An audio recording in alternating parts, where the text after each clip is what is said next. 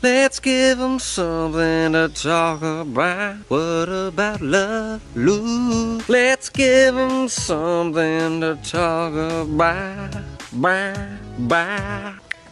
Let's give them something to talk about. Let's give them something to talk about. Everybody now, what the hell are we gonna talk about?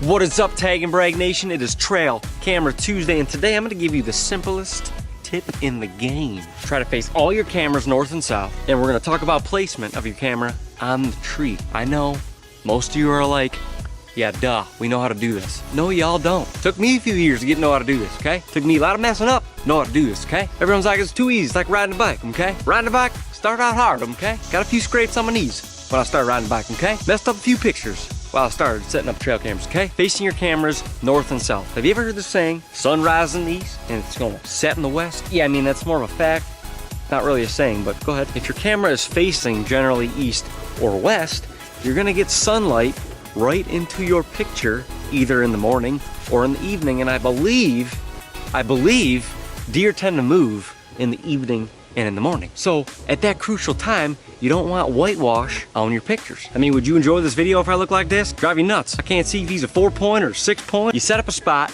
new property, 660 acres in the marshy beaver bush. I mean, it's bushy, and you know there's a giant in there. Slap down a whole bunch of mineral, slap down some corn if it's legal. Bro, I'm about to find me a swamp beaver donkey. Well, guess what? You wait about 3.5 to 4.5 weeks, because you don't want to leave your scent in there. You don't want to leave your scent in there too often, or that swamp donkey knows you're here, okay? You pull that card back, you got 963 photos. 500 are pretty damn white. We put too much work in, and we wait too much time checking cameras to have that happen. But if you face your camera north or south, this won't happen, because when the sun is at its lowest point, it ain't gonna be staring right at your camera. The second thing, placement on the tree. You gotta be in the 4 to 4.5 foot range. You just gotta be right there. I understand sometimes landscapes change that a little bit, but if you're too low and you're on flat ground, you're gonna have to angle the camera up a little bit.